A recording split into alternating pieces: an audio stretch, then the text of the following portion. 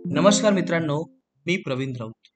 आज आपण इथे बजेट 2024-25 वरती असणारे जवळपास 25 प्रश्नांचा आपण इथे सराव करणार आहोत. तर चला तर या प्रश्नांना आपण सुरुवात करूयात. पहिला प्रश्न हा आहे, अमृतकाळ हा शब्द सर्वप्रथम कोणी वापरला? अटल बिहारी वाजपेयी, निर्मला सीतारामन, नरेंद्र मोदी आणि महात्मा गांधी.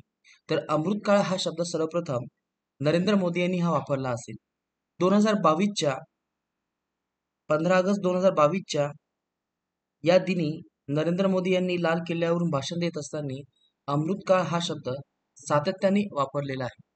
त्यांचं असं म्हणणं होतं की आतापर्यंत आपण जे काही देश म्हणून आपण विकसित झालेलो आहोत, आपली जी काही अवस्था आहे विकसनशील, ही आपल्याला सध्या विकसित या मोडकडे घेऊन जायची आहे.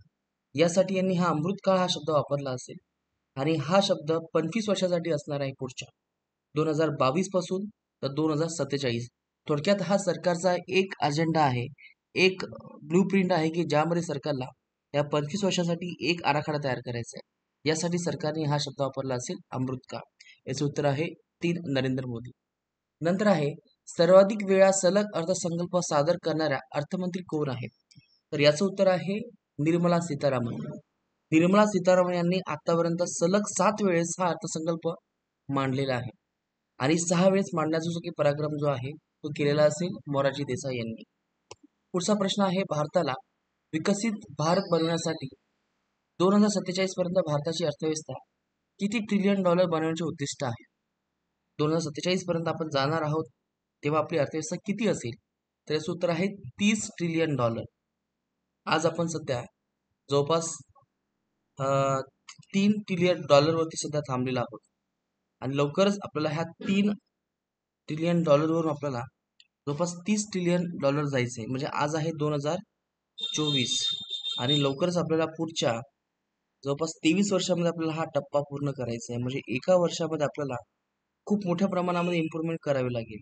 म्हणजे हा आकडा जो आहे तो आपल्याला 10 पटनी पुढे घेऊन जावं लागेल. तर आपण 3 ट्रिलियन डॉलरवरून 30 ट्रिलियन डॉलर होणार आहोत. यासाठी नक्कीच आपल्याला हे चॅलेंज असेल, पण बघूयात आपण हे नक्कीच करू शकतो. यासाठी विश्वास हवा आहे. नंतर आहे, अर्थसंकल्प 2024-25 नुसार सर्वात जास्त खर्च हा कशा प्रकारचा असणार आहे? तर यामध्ये याचं उत्तर जे आहे मित्रांनो, ते आहे व्याज, केंद्रीय योजना खर्च, वित्त आयोग आणि इतर हस्तांतरण. नंतर आहे राज्याचा हिस्सा, कर, शुल्क. तर याचं उत्तर आहे आपलं इथे एक, राज्याचा हिस्सा कर आणि शुल्कामध्ये आहे, जे सर्वात जास्त आहे. आता इथे लक्षात घेऊ शकता, हे आपल्या इथे डायग्राम दिलेला आहे की कुठून येणार आहे. ठीक आहे, तर कुठून येणार आहे? कर्ज आणि उसनवारी, प्राप्ती कर, वस्तू आणि सेवा कर मध्ये आहे 18%, कंपनी कर आहे 17%, करेत्तर उत्पन्न आहे 9% आणि सीमा शुल्क आहे 4%. तर कुठे जाणार आहे? तर लक्षात घ्या, सर्वात जास्त जे काही पैसा जाणार आहे तो आहे राज्यांचा हिस्सा, त्याच्यामध्ये कर आणि शुल्क आहे. व्याजामध्ये कमी आहे 19%, पण नंबर 1 वरती काय असेल? राज्यांचा असलेला हिस्सा. तर यामुळे या प्रश्नाचं उत्तर किती असेल? राज्यांचा हिस्सा, कर आणि शुल्क. पुढचा प्रश्न आपण लक्षात घेतोय, अर्थसंकल्प 2024-25 नुसार सर्वात जास्त उत्पन्न कशाचे असणार आहे?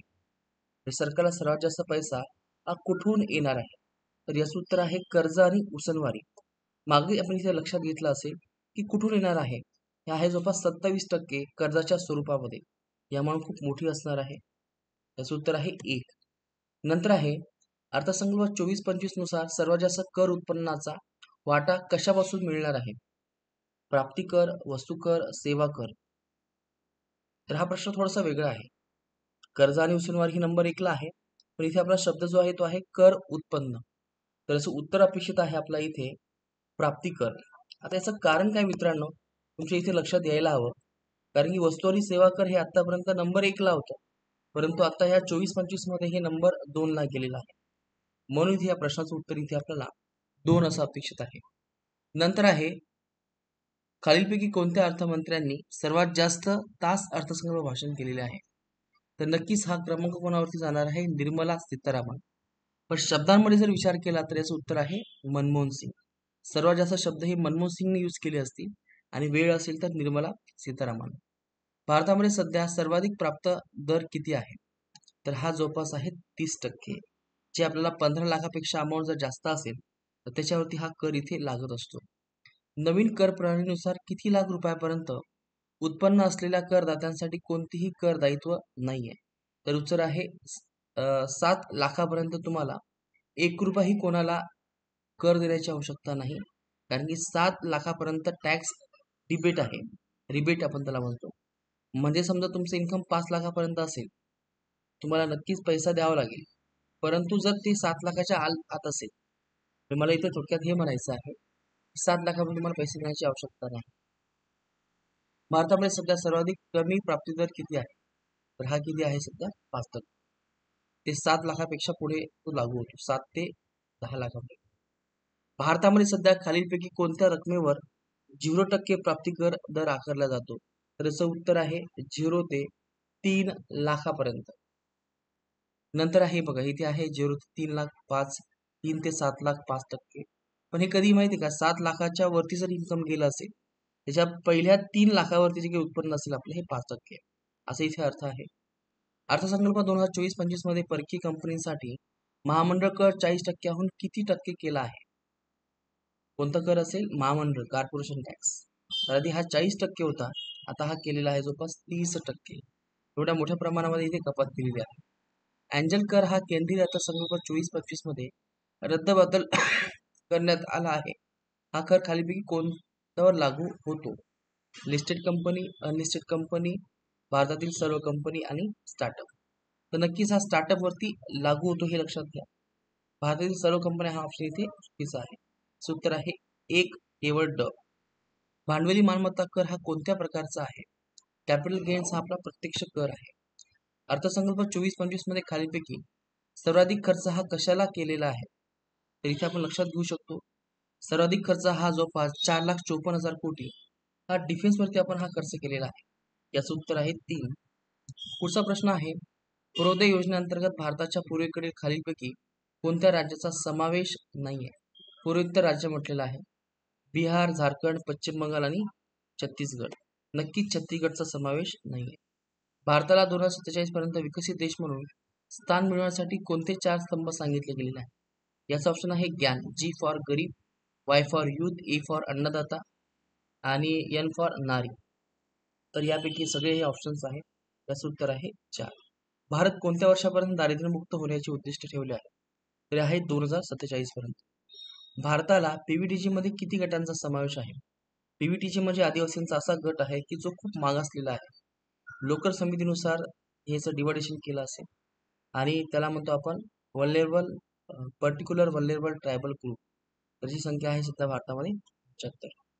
अर्थसंकल्प 24-25 ची अर्थमंत्र्यांनी कोणती बजेटच्या थीम घटकांमध्ये समावेश नाही? मध्यम वर्ग, रोजगार, एमएसएमई आणि शहरी पायाभूत सुविधा. तर मित्रांनो, याचं उत्तर आहे बजेटच्या 3 घटकांमध्ये समावेश नाहीये. तर ऑलमोस्ट हे सगळंच आहे, फक्त शहरी पायाभूत सुविधाचा काही संबंध इथे आपल्याला दिसत नाहीये. बघा, इथे आहे एम्प्लॉयमेंट, स्किलिंग, एमएसएमई आणि middle class. Sickle cell anaemia हा रोग कधीपर्यंत निर्मूलन करण्याचे उद्दिष्ट आहे? तर हे आहे 2047. 24-25च्या अर्थसंकल्पामध्ये निर्गुंतवणुकीचे उद्दिष्ट किती आहे? तर हे केवळ 50,000 होतं. कारण की याच्या आधी आपण खूप करायचो, पण त्यावरती आपलं काही उद्दिष्ट पूर्ण होत नव्हतं. म्हणून सरकारने यावेळेस फक्त 50,000 कोटी रुपये एवढे उद्दिष्ट ठेवलेलं आहे. तर मित्रांनो, अशा प्रकारचं आपण इथे संपूर्ण हे क्वेश्चन्स इथे लक्षात घेतलेलं आहे. 25 क्वेश्चन्स आहेत. तुमचा स्कोर किती आला हे आम्हाला नक्की इथे कमेंट करून द्या. धन्यवाद. आणि चॅनल नक्की सबस्क्राईब करा, नक्की लाईक करा. धन्यवाद.